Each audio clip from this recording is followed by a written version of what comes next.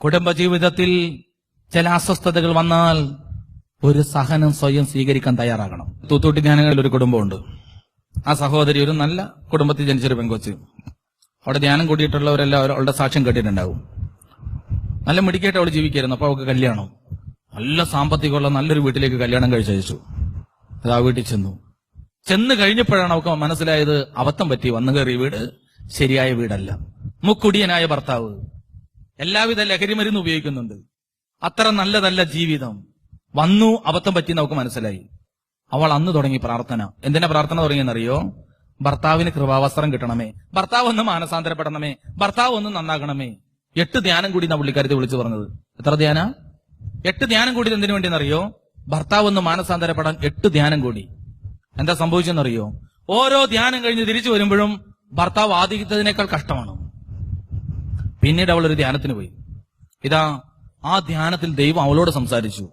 അവളോട് സംസാരിച്ചിട്ട് പറഞ്ഞു, നീയാണ് മാനസാന്തരപ്പെടേണ്ടത്. അവള് ദൈവത്തോട് ചോദിച്ചു, ഞാൻ കള്ളു കുടിക്കാറില്ല, ഞാൻ മയക്കുമരുന്ന് ഒന്നും ഉപയോഗിക്കാറില്ല, ഞാൻ എന്ത് മാനസാന്തരം സ്വീകരിക്കേണ്ടത്? ഇതാ മദ്യപാനിയും പാപത്തിൽ ജീവിക്കുന്നവനുമായി ഭർത്താവിനെ സ്നേഹിച്ച് ദൈവരാജ്യ അനുഭവത്തിലേക്ക് നീ കൊണ്ടുവരിക. അവൾ ഏങ്ങലടിച്ച് കരഞ്ഞു. അവൾ ദൈവത്തോട് ഒരു കാര്യം ചോദിച്ചു, ഈ മദ്യപാനിയെ സ്നേഹിക്കാനുള്ള ഒരു കൃപ കിട്ടണമേ.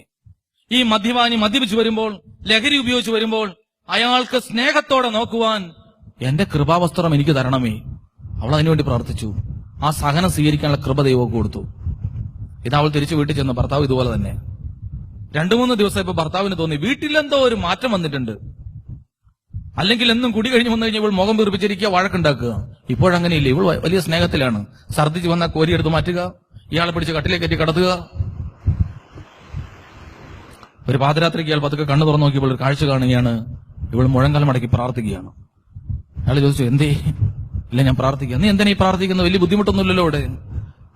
നിങ്ങൾ മദ്യപിച്ചു വരുമ്പോൾ ദേഷ്യം തോന്നി നിങ്ങളോട് കോപിക്കാതിരിപ്പാൻ, പെറുപെറുക്കാതിരിപ്പാൻ, നിങ്ങളെ സ്നേഹിപ്പാനുള്ള ശക്തി കിട്ടാൻ ഞാൻ എന്റെ നാഥനോട് പ്രാർത്ഥിക്കുകയാണ്. 2-3 ദിവസം ഈ പ്രാർത്ഥന തുടങ്ങി. പുള്ളിക്കാരൻ പറഞ്ഞു, ഞാനും കൂടെ പ്രാർത്ഥിക്കട്ടെ. പുള്ളിയും പ്രാർത്ഥന തുടങ്ങി. തൂത്തുകുട്ടി ധ്യാനകേന്ദ്രത്തിൽ നിങ്ങൾ വരണം. ആ ഭാര്യയും ഭർത്താവും, മുഴുവൻ സമയം ശുശ്രൂഷക്കാരനായ ഭർത്താവ് ഇപ്പൊ തൂത്തുകുട്ടി ധ്യാനകേന്ദ്രത്തിൽ തിരുമേനയുടെ കൂടെ. ആ സഹോദരി എല്ലാ ധ്യാനത്തിനും ഓടി വന്ന് കൗൺസിലിംഗിന് നിൽക്കും. എപ്പോഴാണെന്നറിയോ? അവൾ നഷ്ടപ്പെട്ടു പോയ അവളുടെ കൃപാവസ്ത്രം കർത്താവിൽ നിന്ന് ചോദിച്ചു വാങ്ങി. വല്ലതും മനസ്സിലായോ? ഒരു ഹാലേലിയ പറ മനസ്സിലായെങ്കിൽ. അതിന്റെ അർത്ഥം എന്താ? നിന്റെ കുറ്റപ്പെടുത്തലും നിന്റെ പെറുവെറുപ്പും നിന്റെ വാക്കുകൊണ്ടൊന്നും ആരും ഇവിടെ മാനസാന്തരപ്പെടാൻ പോകുന്നില്ല. നിന്റെ ഒരു പെരുമാറ്റം, എന്റെ നഷ്ടപ്പെട്ടു പോയ കൃപാവസ്ത്രം തരണമേ. വലിയ മാറ്റം വന്ന കുടുംബത്തില്. ദൈവമക്കളെ ഓർക്കണം, ദൈവം ഒരു മൃഗത്തെ കൊന്ന് അതിന്റെ തോലെടുത്തു. ഒരു നഷ്ടം, ഒരു സഹനം. ഈ ധ്യാനത്തിനിരിക്കുമ്പോ പ്രാർത്ഥിക്കേണ്ടതെന്നറിയോ? ചില സഹനം സ്വീകരിക്കാൻ ദൈവം നിനക്ക് തന്നതാണ്. ചില ബന്ധങ്ങളിലെ ഇടർച്ച. ഉടനെ വക്കീലിന്റെ അടുത്തേക്കല്ല ഓടേണ്ടത് ഡിവോഴ്സ് സർട്ടിഫിക്കറ്റ് പിടിച്ചുകൊണ്ട്. ഇതൊന്ന് വാങ്ങിത്തരാവോ, ഇതിനെയൊന്ന് മാറ്റി തരാവോ? അല്ല, ദൈവം യോജിപ്പിച്ചതിനെ മനുഷ്യൻ വേർതിരിക്കണം.